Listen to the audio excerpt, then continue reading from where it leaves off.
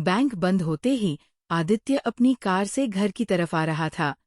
घर की 23 किमी की दूरी भी दिल्ली के भारी ट्रैफिक के कारण 100 किमी से कम नहीं लग रही थी।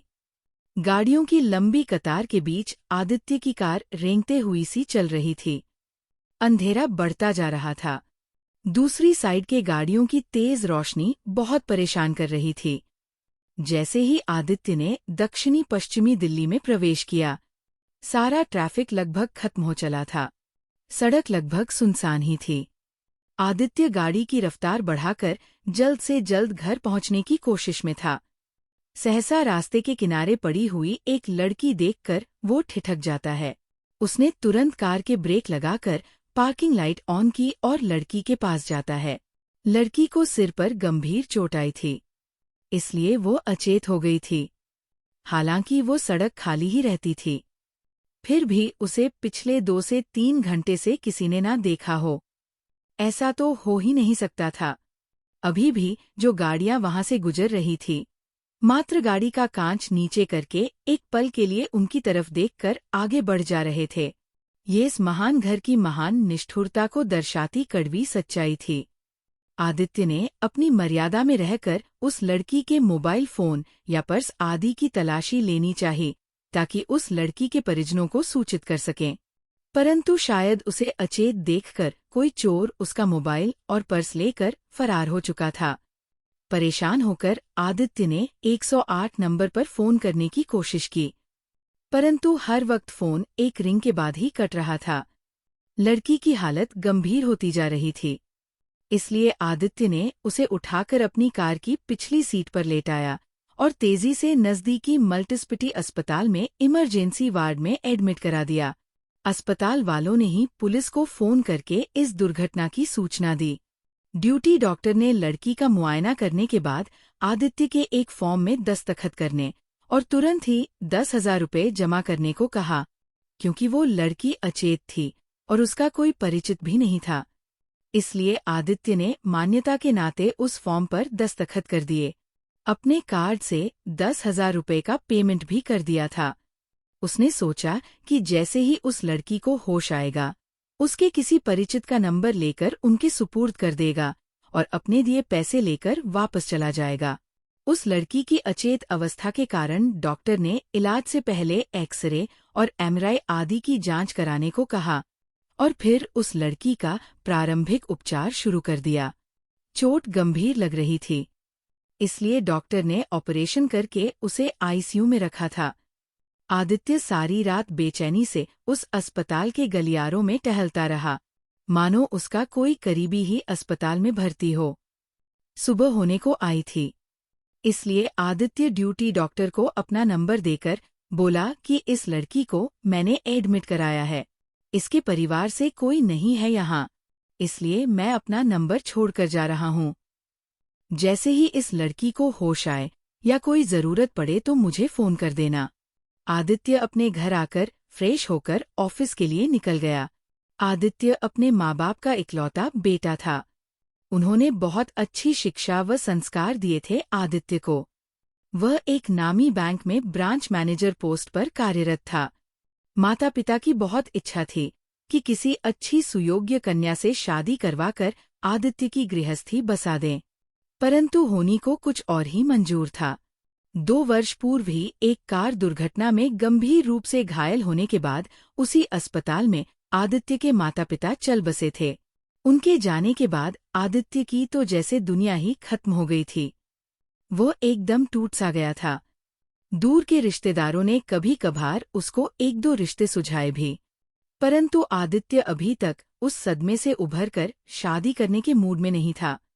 अब इस लड़की के हादसे ने उसे फिर उन्हीं पुरानी यादों में ला दिया था। वही अस्पताल के चक्कर, वही एमआरआई, सिटी स्कैन, दवाइयों की ममारी, ब्लड बैंक, पैथोलॉजी के चक्कर, अंत में पहले पिताजी का और दूसरे ही दिन माँ का दम तोड़ना। आदित्य के सामने सारा घटनाक्रम फिल्म की तरह घूम रहा था। ये सब सोचते आदित्य कब अपने बैंक में पहुंच गया, उसे पता ही ना चला। ऑफिस के कामों में उलझने के बाद आदित्य उस लड़की के बारे में भूल ही चुका था कि तभी शाम 4:30 के करीब उसे हॉस्पिटल से फोन आया कि लड़की को होश आ गया है, आप आकर डॉक्टर से बात कर लीजिए। आदित्य इस खबर से ऐसे खुश हुआ जैसे कि ये उसके किसी रिश्तेदार की खैरियत की खबर हो। आदित्य बार बार घड़ी देख रहा था कि कब 6 बजे और कब वो अस्पताल के लिए निकले। अमूमन आदित्य शाम 6 बजे बैंक बंद होने के टाइम के 1 घंटे बाद तक स्टाफ के साथ काम में लगा रहता था। महीने की क्लोजिंग के समय तो रात के 10 भी बज जाते थे। पर आज जैसे ही 6 बजे आदित्य ने अपने असिस्टेंट मैनेजर अनुराग से कहा कि वह किसी जरूरी काम से जा रहा है, काम खत्म होते ही ऑफिस क्लोज करवा देना। आदित्य उसी रेंगते ट्रैफिक में अपनी अधिकतम संभव रफ्तार से अस्पताल की ओर जा रहा था, परंतु उसके विचारों की रफ्तार उससे भी अधिक तेज थी। कौन होगी वह लड़की? क्या हुआ था उसे? एक्सीडेंट कैसे हुआ? उसके कोई रिश्तेदार हैं या वह भी मेरी तरह अकेली है? कहीं शादीशुदा तो नहीं है? अनेकों सवाल आदित्य के दिमाग में तैर रहे थे। विचारों की उधेड़बन के बीच आदित्य अस्पताल पहुंच गया। रिसेप्शन पर उस लड़की की डिटेल्स लेकर तेजी से उसके कमरे की ओर बढ़ा। अब तक उस लड़की को आईसीयू से निकालकर प्राइवेट रूम में शिफ्ट कर दिया गया था। आदित्य ने उस प्राइवेट रूम के दरवाजे के शीशे से ही उस लड़की की तरफ देखा। वह लड़की अस्पताल की नीली ड्रेस में भी किसी अप्सरा से कम सुंदर नहीं दिख रही थी।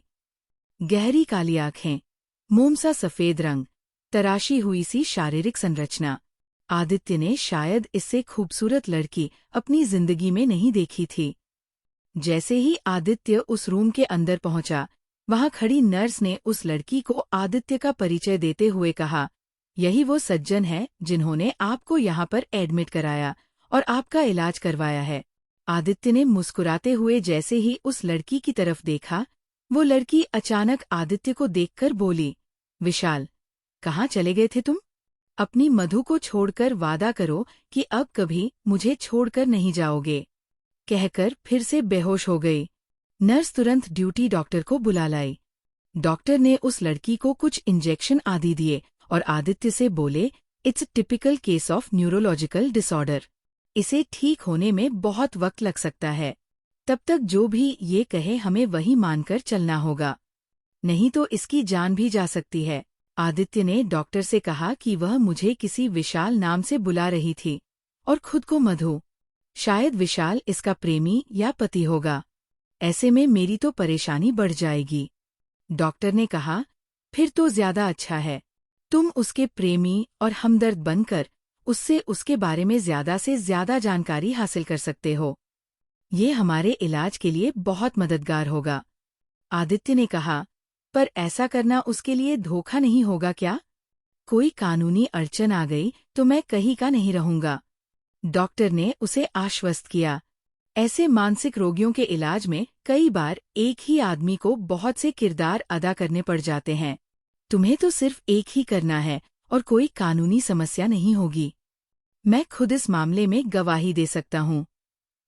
और कल हम यहाँ के थाना प्रभारी से भी बात करके उसे विश्वास में ले लेंगे। मरता क्या ना करता। आदित्य उस मधु के बेहतर इलाज की खातिर विशाल का किरदार अदा करने को राजी हो गया।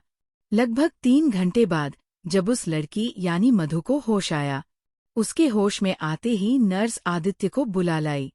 आदित्य मधु के पास स्टूल पर बैठ गया। मधु, जो कि आदित्य के आने से पहले बेचैनी से यहाँ वहाँ देख रही थी, उसके आते ही निश्चिंत हो जाती है और उसका का हाथ अपने हाथ में पकड़कर गहरी नींद में सो जाती है। आदित्य के लिए तो ये स्पर्श सिरहन पैदा करने वाला था। पहली बार किसी गैर लड़की ने उसका हाथ इस तरह से पकड़ा था। मधु की गहरी नींद में सोने के बावजूद भी चेहरे पर मीठी सी मुस्कान दिख रही थी। शायद वह कोई सुखद स्वप्न देख रही थी। इस बीच उसे नींद में सोता देखकर आदित्य ने धीरे से अपना हाथ छुड़ाने की कोशिश की तो लगा कि मधु की नींद खुल रही है, इसलिए उसने यथास्थिति बरकरार रखी। तड़के सुबह तक आदित्य भी गहरी नींद में स्टूल पर बैठे बैठे ही मधु के पलंग से सिर टिका कर सो रहा था।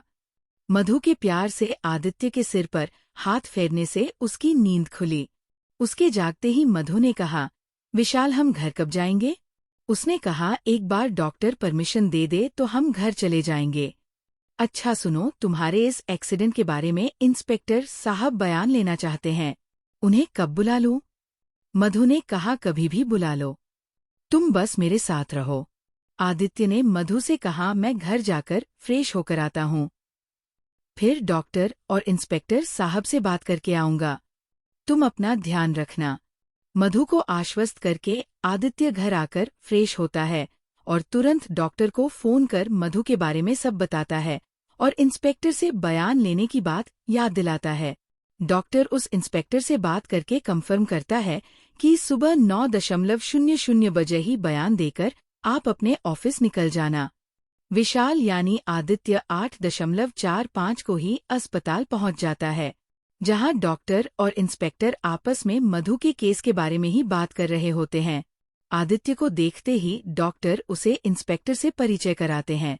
इंस्पेक्टर भी उसे कहता है कि यदि आपके थोड़ा ड्रामा करने से कोई बच सकता है तो फिर हर्ज ही क्या है। बस जो भी करे कानूनी मर्यादाओं में ही रहकर करें तो हमें कोई आपत्ति नहीं है। चलिए अब उसका बयान ले लेते हैं। डॉक्टर, इंस्पेक्टर, महिला पुलिसकर्मी और आदित्य यानी विशाल उस प्राइवेट रूम में जाते हैं। उस वक्त मधु सो रही थी, इसलिए वह महिला पुलिसकर्मी पहले अंदर आकर मधु को उठाती है और बयान देने के लिए कहती है। तो मधु कहती है कि पहले उसके पति विशाल को आने दीजिए, फिर मैं बयान दूंगी। इंस्पेक्टर, आदित्य और डॉक्टर अंदर आते हैं। डॉक्टर और आदित्य दोनों ही मधु को बयान देने को कहते हैं। पूछते हैं कि एक्सीडेंट कैसे हुआ, किसी ने जानबूझकर टक्कर मारी क्या? पूरी घटना का विवरण विस्तार से दीजिए। मधु ने कहा, 2 दिन पहले मैं अपने पति विशाल से किसी बात से नाराज होकर घर से निकलकर जा रही थी। तभी एक जगह पर तेजी से आती कार ने मुझे टक्कर मार दी, जिससे मैम बेहोश हो गई। जब होश आया तो मैं इस अस्पताल में थी। मेरा मोबाइल फोन, पर्स आदि शायद उसी घटनास्थल पर पड़े होंगे। इंस्पेक्टर सारा बयान नोट कर लेते हैं। इसके बाद वह मधु से उसके माता पिता और अन्य रिश्तेदारों के बारे में पूछते हैं। तो मधु कहती है कि ये सब आप विशाल से पूछ सकते हैं। वैसे भी इन सब सवालों का मेरे एक्सीडेंट से कोई संबंध भी नहीं है। इंस्पेक्टर डॉक्टर की तरफ देखता है। डॉक्टर उसे शांत रहने का इशारा करता है और उसके साथ कमरे से बाहर आ जाता है और कहता है कि अगर उसे कुछ भी याद नहीं है तो हम जबरदस्ती नहीं कर सकते जवाब देने के लिए। मेरे हिसाब से आदित्य के साथ रहकर उसमें सुधार होने की संभावना बहुत ज्यादा है। आप उसका आगे का बयान उसके बाद में भी ले सकते हैं। इंस्पेक्टर ने डॉक्टर से कहा कि यदि उसमें सुधार नहीं आया तो डॉक्टर ने हंसते हुए कहा, तो फिर आदित्य को ही विशाल बनाकर बिगाड़ देंगे। वैसे भी तो वह अपने माता पिता के जाने के बाद से ही अकेले डिप्रेशन का शिकार हो रहा था। डॉक्टर की बात सुनकर इंस्पेक्टर ठहाका लगाते हुए चला गया। इधर मधु ने विशाल से कहा, डॉक्टर साहब से पूछिए ना हम घर कब जा सकते हैं। तभी डॉक्टर वापस उस रूम तक आ जाते हैं और मधु से कहते हैं कि आज शाम को ही डिस्चार्ज कर दूंगा। बस तुम्हें जो दवाई लिखूंगा वो रोज समय पर लेते रहना। विशाल यानी आदित्य परेशान होकर डॉक्टर को देखता है। वो सोच रहा था कि इलाज के नाम पर डॉक्टर 10 से 15 दिन तो कम से कम एडमिट करके रखेगा, पर यह क्या, उसे आज ही अस्पताल से छुट्टी कर रहा है। फिर तो मधु की सारी जिम्मेदारी उसे ही उठानी पड़ेगी। वह मधु से ये कहकर कि शाम को ऑफिस से आकर उसे घर ले जाएगा, अपने बैंक की ओर निकल गया। उसे समझ नहीं आ रहा था कि जब मधु की याददाश्त वापस आएगी तो वह और उसका पति विशाल मेरे बारे में क्या सोचेंगे। क्या मैं उसे धोखा दे रहा हूँ? पर मैं अभी उसे सच बता भी नहीं सकता। डॉक्टर ने ही तो कहा है कि ऐसे में उसे जान का खतरा हो सकता है। ये सोचते आदित्य बैंक तक पहुंच गया। रोज की तरह ही आज भी बैंक में बहुत काम था, इसलिए आदित्य कुशलता से अपने अधीनस्थ कर्मचारियों को प्रोत्साहित करते हुए सभी काम करवा रहा था। विशेष ग्राहकों को अपने केबिन में बुलाकर चाय कॉफी की चुस्कियों के साथ उनकी समस्याओं का निवारण करने में आदित्य को महारत हासिल थी। उसका मानना था कि ग्राहक से रिलेशनशिप बनाएं तो उनका हमारे प्रति नजरिया सहयोगात्मक रहेगा। अन्यथा वह बिना फायदे के तो आपका रिश्तेदार भी आपकी कोई बात नहीं सुनेगा। कब शाम के 5:30 बज गए, आदित्य को पता ही ना चला। तभी उसके मोबाइल पर अस्पताल से फोन आया। फोन मधु का ही था। वो इतने अधिकार के साथ बोले जा रही थी कि आदित्य के आश्चर्य की सीमा ना रही। सुनो विशाल, डॉक्टर ने डिस्चार्ज पेपर्स पर साइन कर दिए हैं। फार्मेसी और पैथोलॉजी का पेमेंट करने के बाद हम घर जा सकते हैं। तुम्हें अभी कितना वक्त है आने में? आदित्य को तो ऐसा लग ही नहीं रहा था कि वह मधु से पहली बार फोन पर बात कर रहा है। उसने मधु को आश्वस्त किया कि 7:30 तक वो अस्पताल पहुंचकर उसे घर ले आएगा। आदित्य ने हड़बड़ाहट में सारे काम निपटाए और करीब 6:15 तक अपने असिस्टेंट मैनेजर को बाकी के काम की जिम्मेदारी देकर अस्पताल के लिए निकल गया। भारी ट्रैफिक से उलझते हुए आदित्य करीब 7:30 तक अस्पताल पहुंच ही गया था। अस्पताल के बकाया बिल का भुगतान कर डिस्चार्ज पेपर्स और प्रिस्क्रिप्शन लेकर आदित्य मधु के उस रूम में पहुंचा। वहां कुछ सफाई कर्मी और नर्स का स्टाफ इनाम की लालसा से आदित्य की तरफ देखे जा रहा था। आदित्य ने अपनी वॉलेट उन लोगों को थोड़ा बहुत रुपए इनाम दिए और मधु की ओर देखकर बोला, डिस्चार्ज की सभी औपचारिकताएं पूर्ण हो गई है। बस अब इस प्रिस्क्रिप्शन में लिखी दवाओं को ले लूं, फिर हम घर चलते हैं। तभी वहां मौजूद नर्स ने कहा, सर मैडम के कपड़े दे दीजिए तो मैं चेंज करा दूं। आदित्य परेशान हो गया। ये बात तो उसके दिमाग में ही नहीं आई थी। तभी मधु ने कहा, विशाल सीधा ऑफिस से यहाँ आए हैं, इसलिए मेरे कपड़े नहीं ला सके। आप मेरे वही कपड़े पहना दो जो मैं पहन कर आई थी। जब तक नर्स मधु को उसके वो रक्त रंजित कपड़े पहनाती, आदित्य फार्मेसी में जाकर डॉक्टर की लिखी दवाइयाँ और उनका बचा पेमेंट कराया। मधु को उन रक्त रंजित कपड़ों में देखकर आदित्य को अच्छा नहीं लग रहा था। आदित्य मधु के साथ घर की तरफ जा रहा था। तभी रास्ते में एक गारमेंट स्टोर देखकर उसने कार रोकी और मधु से कहा कि अपन यहाँ से आपके लिए कपड़े ले लेते हैं। इन कपड़ों में घर पहुंचोगी तो कॉलोनी के लोग क्या सोचेंगे? इसलिए आप अंदर जाकर कपड़े को पसंद कर लीजिए। मैं काउंटर पर आकर उनका पेमेंट कर दूंगा। मधु ने कहा, विशाल तुम्हारा दिमाग तो सही है ना, इन खून से सने कपड़ों में मैं वहां कैसे जाऊंगी? तुम ही जाकर अपनी पसंद के कपड़े ले आओ। मजबूरन आदित्य उस गारमेंट स्टोर में जाकर मधु के लिए कपड़े लेने गया। जिंदगी में पहली बार उसे लेडीज कपड़े खरीद रहा था, इसलिए वो बहुत ही असहज था। वह ये भी जानता था कि घर पर तो मधु के लिए कोई कपड़े होंगे नहीं, इसलिए उसके लिए जो भी लेना हो अभी ही लेना पड़ेगा। उस गारमेंट स्टोर्स में पहुंचते ही सेल्स गर्ल ने सवालों की झड़ी लगा दी। सर मैडम के लिए कैसे कपड़े चाहिए? इंडियन या वेस्टर्न? कौन सा कलर? वगैरह। आदित्य ने सेल्स गर्ल से मदद करने का आग्रह किया। उसने कहा कि मैडम का अभी एक्सीडेंट हुआ था, इसलिए वो ऊपर नहीं आ सकते। आप प्लीज मेरे साथ आकर कार में उनसे मिल लें और उनके लिए कपड़े सेलेक्ट करने में मेरी मदद करें। मुझे उनके लिए सभी कपड़े लेने हैं। वो सेल्स गर्ल अपने शॉप ओनर की अनुमति लेकर आदित्य के साथ पार्किंग में पहुंची। उस सेल्स गर्ल ने अपनी अनुभवी आंखों से मधु का निरीक्षण किया और उसे कहा कि सर आपको बहुत प्यार करते हैं, इसलिए उन्होंने मुझे ये पूछने भेजा है कि आपको किस टाइप के कपड़े पसंद है। मधु से सलाह लेकर वो सेल्स गर्ल और आदित्य गारमेंट स्टोर्स पहुंचे। उसने सभी कपड़े 5 से 6 जोड़ी में लेकर आदित्य को दे दिए। उन कपड़ों के भारी भरकम बिल का भुगतान आदित्य करके मधु के साथ अपने घर की तरफ जा रहा था। घर आने के पहले आदित्य अपनी हमेशा की दुकान से ब्रेड और अंडे लिए, फिर आगे घर की ओर बढ़ा। वह जानता था कि अभी घर में खाने को कुछ भी नहीं होगा। कम से कम ब्रेड ऑमलेट खाकर रात का गुजारा तो हो जाएगा। अपनी कॉलोनी में पहुंचने के बाद आदित्य ने उन कपड़ों के कुछ पैकेट्स मधु को इस तरह से थमाए जिससे उनकी आड़ में मधु के कपड़ों का खून ना दिखे, और बाकी के सामान की सहायता से मधु को छुपाने की कोशिश करते हुए लिफ्ट से अपने फ्लैट तक ले गया। दिल्ली की उस पॉश कॉलोनी में आदित्य का 3 BHK का अत्याधुनिक फ्लैट था। अपनी बैग से चाबी निकालकर आदित्य ने मधु को आदर से अंदर आने को कहा। वह मधु के मनोभावों को समझने की कोशिश कर रहा था। उसने मधु को कहा कि इन पैकेट्स में तुम्हारे सारे कपड़े हैं, तुम बाथरूम में जाकर नहाकर फ्रेश हो जाओ। तब तक मैं भी दूसरे वॉशरूम में फ्रेश होकर चाय बनाता हूँ। आदित्य ने मधु के चेहरे से महसूस किया कि वह भी उसके घर का जायजा ले रही है। यदि वह उसकी पत्नी है तो उसे घर के सारे कमरों के बारे में पता होना चाहिए था। घर में उसके कपड़े और बाकी वस्तुएं भी होना चाहिए थी। परंतु मधु ने इस तरह का कोई प्रश्न किया ही नहीं। आदित्य के बताए बाथरूम में गीजर चालू करके नहाने चली गई। तब तक आदित्य भी दूसरे वॉशरूम में जाकर फ्रेश होकर चाय और नाश्ता बनाने में जुट गया।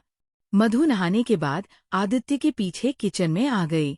खुले हुए गीले बालों में बहुत ही सुंदर लग रही थी मधु। आदित्य अपलक उसे देखता ही रह गया। तभी मधु ने आदित्य से कहा, विशाल, मेरे क्रीम और हेयर ब्रश इत्यादि कहाँ रखे हैं? आदित्य मधु की आवाज सुनकर चकित हो गया, जैसे वह किसी सपने से जागा हो। उसने मधु को आश्वस्त किया कि मैं कल सुबह सब कुछ ले आऊंगा। मधु ने कहा, ठीक है, अब तुम ड्राइंग रूम में बैठकर टीवी लगाओ, तब तक मैं चाय और नाश्ता लेकर आती हूँ। आदित्य असहज सा ड्राइंग रूम में आकर टीवी देखने लग। 10 मिनट में मधु चाय और नमकीन की ट्रे लाकर उसके बगल में सटकर सोफे में बैठ गई। आदित्य को तो लगा कि वो सचमुच ही शादीशुदा है और मधु उसकी पत्नी। तभी उसे अपनी मर्यादा का ध्यान आया। वह टीवी का रिमोट उठाने के बहाने उठता है और फिर मधु से थोड़ी दूरी पर बैठ जाता है। मधु के हाथों की चाय पीकर वो फिर सपनों में खो चला था। काश मधु की कभी याददाश्त वापस ही ना आए, तो वह उसे अपनी पत्नी के रूप में अपने साथ हमेशा के लिए रख सकता है। तभी दूसरे पल उसे ध्यान आया कि अपने स्वार्थवश ये सब क्या सोचने लग गया। यदि मधु की याददाश्त चली गई है तो उसे उसका नाजायज फायदा नहीं उठाना चाहिए, और उसका पति विशाल कितनी बेकरारी से इसे ढूंढ रहा होगा। आदित्य ने मधु से कहा, मधु, डिनर में ब्रेड ऑमलेट बनाकर लाता हूँ। अभी तुम्हारी तबीयत खराब है और सिर का जख्म पूरी तरह से भरा नहीं है, इसलिए तुम कुछ काम मत करो। तुम्हें आराम की सख्त जरूरत है। मधु आदित्य की तरफ मौन देखती रही। आदित्य ने मधु के लिए एक बेडरूम की साफ सफाई कर उसे व्यवस्थित किया। अभी तक अकेले ही रहने के कारण आदित्य ने कभी इतनी बारीकी से अपने कमरे को भी व्यवस्थित नहीं किया होगा जितना वह अभी कर रहा था। वह कमरा व्यवस्थित करके आदित्य किचन में जाकर ब्रेड ऑमलेट बनाने लगा। मना करने पर भी मधु किचन में आ गई और किचन के सामान का निरीक्षण करने लगी। आदित्य से कागज पेन लेकर वह जरूरी किराने के सामान की लिस्ट बनाने में जुट गई। आदित्य बैचलर ही रहता था, इसलिए घर में अधिकांश जरूरी सामान का अभाव था। मधु ने बहुत बारीकी से सभी सामान जैसे जरूरी सामानों की लंबी चौड़ी लिस्ट बनाकर विशाल को दे दी। विशाल ने इतना सारा सामान पहले कभी नहीं मंगवाया था, इसलिए वो घबराकर बोला, इतना सारा सामान? इससे अच्छा है कि हम रेस्टोरेंट में जाकर खाकर आए, या बोलो तो टिफिन लगा लेते हैं।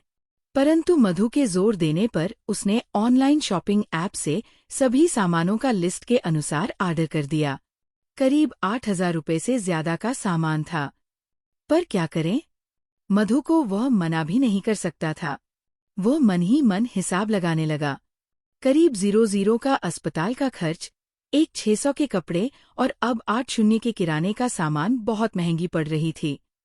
उसे ये दरिया दिली, परंतु फिर भी मधु का घर में सुखद साथ उसे बहुत अच्छा लग रहा था। मधु अभी टीवी देखने में व्यस्त थी तो आदित्य अपना लैपटॉप खोलकर कुछ कार्य निपटाने लगा।